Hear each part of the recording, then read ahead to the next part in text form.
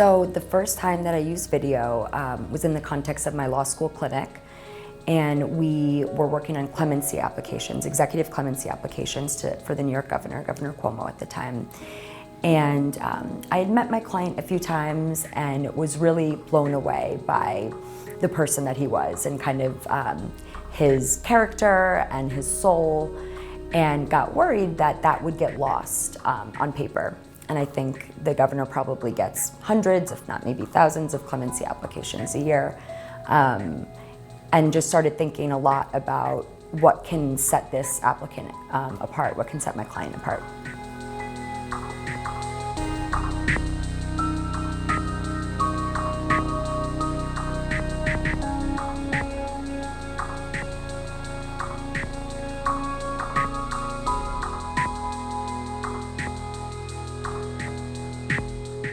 We don't know ultimately what made his application stand out, but we have to imagine that seeing him and seeing kind of the light in him as he speaks and who he really is, and letting him be more than words on paper.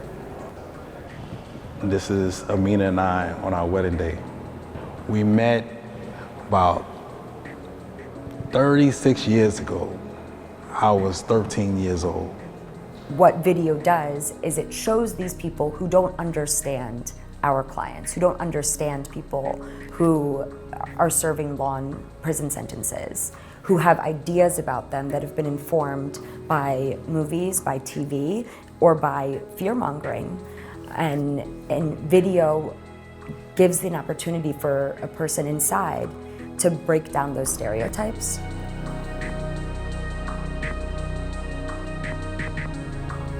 The few experiences I've had doing video, what has really both times been the kind of real takeaway from it has been the process itself. As the advocate, you can often see your role as telling your client's story for them. They tell their story best. People tell their own stories best. Why I think video has become such an exciting tool for me in my practice is it addresses that tension head on. You don't actually have to be the one telling someone else's story. They can tell their own story. You can provide the different resources and support to use video to help them do that, but ultimately they get to be in control of their own narrative.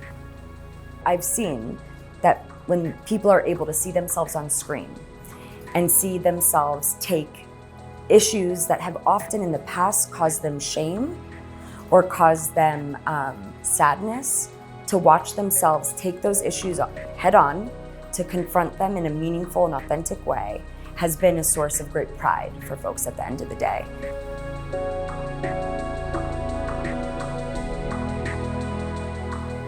If I were to speak to someone who's just starting to think about using video, I think sitting down at the very beginning and planning as much as you can. I think the first time I did video, it was something that was kind of, we hadn't thought about it, so by the time we did think about it, it had to happen very quickly.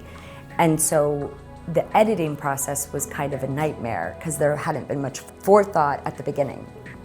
And the second time I used video, I worked with folks actually at Witness to really plan that process from when we made the decision to use video. And so that looked like, what questions would we be wanting to focus on? And that was collaborative. That was something that we first worked out with our client and then brought back to the team at Witness. One of the more powerful things that I've learned is video is just one tool. It's one tool of many tools that advocates or lawyers have.